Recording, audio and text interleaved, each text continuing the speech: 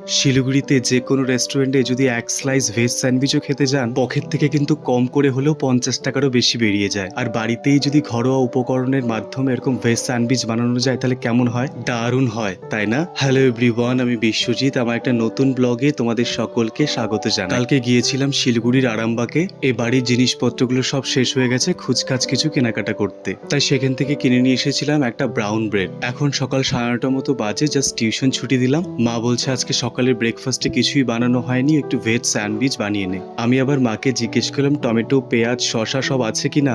মা বলল সবই আছে, শুধুমাত্র টমেটো কেচাপ আর মেয়োনিজটা নেই। আমি আবার আমার বাড়ির পাশের একটা দোকানে গিয়ে তাড়াতাড়ি করে একটু মেয়োনিজ আর একটু টমেটো কেচাপ নিয়ে আসলাম। আসলে আমাদের বাড়িতে এই সমস্ত জিনিস সবকিছুই কেনা থাকতো। আমি মাঝে মাঝে আমার পছন্দের খাবারগুলো বানিয়ে বানিয়ে খেতাম, তার জন্য কিনে রাখতাম। কালকে আরামবাগে গেলাম, মনেই নেই যে এই দুটো জিনিস কিনতে হবে। যাই হোক, আজকে স্যান্ডউইচটা বানানোর জন্য আমি কিন্তু প্রথমেই শসাগুলো একদম ছোট ছোট করে কেটে নিয়েছি। আর এখন কিন্তু আমি কাটছি একটা টমেটো। আর টমেটোর পিসগুলো কিন্তু একদম ছোট ছোট করে কাটতে হবে, বড় বড় হলে কিন্তু স্লাইসের মাঝখানে দিলে বেরিয়ে যাবে। টমেটো কাটা হয়ে গেছে, এখন আমি কাটা শুরু করলাম পেঁয়াজ। আর পেঁয়াজটাকে কিন্তু একদম ছোট ছোট করে কাটতে হবে। আসলে স্যান্ডউইচের যে পুরটা তৈরি করতে হয় সেটাতে তো অনেক সবজি দিতে হয়, সেই সবজিগুলো যত ঝিরিঝিরি করে কাটা যায় স্যান্ডউইচটা খেতে কিন্তু ততই বেশি টেস্টি হয়। আর এখন আমি এর সাথে মিশিয়ে দিচ্ছি হচ্ছে সাদা তিল, তবে এটা কিন্তু না দিলেও চলে। আমার সব সবজি কাটা হয়ে গেছে, এখন আমি দিয়ে দিব মেয়োনিজ আর টমেটো কেচাপ। এই স্যান্ডউইচের মাঝে না চিজ স্লাইস দিয়ে দিলে খেতে যে কি ভালো লাগে। আমার বাড়ির পাশের দোকানটাতে চিজ রাখে, কিন্তু আজকে সকালে গিয়ে পেলাম না। ভাজার সময় চিজগুলো ভেতর থেকে মেল্ট হয়ে যায়, অসাধারণ একটা স্বাদ বৃদ্ধি করে স্যান্ডউইচে। মেয়োনিজ, টমেটো কেচাপ সব দেওয়া হয়ে গেছে, আমি এবার এটাকে কিন্তু খুব ভালো করে মিশিয়ে নিলাম। পাশ থেকে আবার মা বললো একটু ধনেপাতা দিয়ে দিতি, তাহলে খেতে আরো ভালো লাগতো।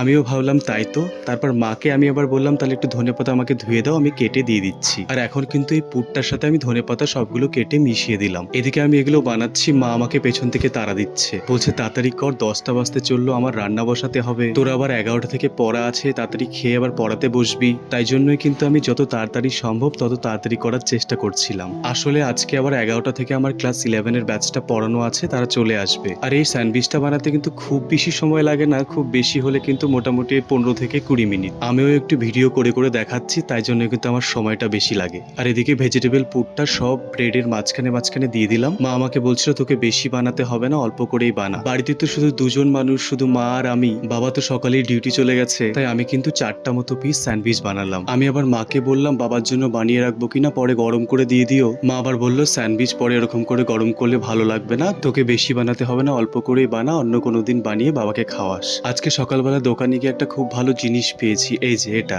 বাটারের একটা কিউব, দাম মাত্র 8 টাকা। 8 টাকায় আজকাল কি বা হয়। আমি আবার ভাবলাম বেশি বাটার নিয়ে লাভ নাই, বাটার আমার এমনি এমনি খেতে ভাত দিয়ে একদমই ভালো লাগে না, তার জন্য কিন্তু একটা ছোট্ট ওই বাটারের কিউবটা কিনে নিয়ে এসেছি। শুধু তো 3-4 বারই ব্রেডটা ভাজতে হবে, তাই বেশি কিনেই বা কি করবো। এগুলো তো ব্রাউন ব্রেড, আর এগুলো না তাওয়ার উপরে বেশি সময় ধরে রাখাই যাচ্ছে না, তাওয়াতে দেওয়ার সাথে সাথেই পুড়ে যাচ্ছে, তাই জন্য কিন্তু ওভেনের ফ্লেমটা একদম লোতে রেখেছি। এদিকে একটা দুটো করে আমার স্যান্ডউইচ সবগুলো কিন্তু গ্রিল করা হয়ে গেল, এখন কিন্তু সুন্দর করে সার্ভ করে নেব। এত কষ্ট করে এত সময় নিয়ে বানালাম, আমার না আবার এই সুন্দর করে সাজিয়ে সার্ভিং না করলে কিন্তু ভালো লাগে না। যখনই আমি বাড়িতে কিছু বানাই প্লেটের উপর সুন্দর করে সাজিয়ে তারপরে কিন্তু খাই। যেরকম ভাবে রেস্টুরেন্টে স্যান্ডউইচ গুলোকে কেটে কেটে আধা আধা করে দেয়, সেরকম ভাবে কিন্তু এখন আমি কাটছি। এর আগে আমি অনেকবার স্যান্ডউইচ বানিয়েছি, কিন্তু আজকে স্যান্ডউইচটা না মনে হচ্ছে খেতে ভীষণ ভালো হবে। আমার কাছে তো স্যান্ডউইচ মেকার নেই, তাই আমি তাওয়ার মধ্যেই সবগুলোকে ভাজলাম। ভেতর থেকে একটা পুরো বাইরে বেরিয়ে যায়নি, আর কোনোটা কিন্তু পুড়ে কালো হয়ে যায়। মা আবার কফি খায় না, আমি আবার কফি খাই, তাই একটু কফি বানিয়ে নিচ্ছি। দুটো প্লেট কিন্তু সাজানো রেডি, একটা আমার জন্য, একটা মায়ের জন্য। কালকে আরামবাগে গেলাম, ভাবলাম একটা কফির কৌটা নিয়ে আসবো, আনতেই ভুলে গেছি, তাই কফির পাউচ গুলো দিয়ে কিন্তু কাজ চালাতে হচ্ছে। তোমরাও কিন্তু সকালে ব্রেকফাস্টে অথবা ইভিনিং এর স্ন্যাক্সে এভাবে কিন্তু স্যান্ডউইচ বানিয়ে খেতে পারো।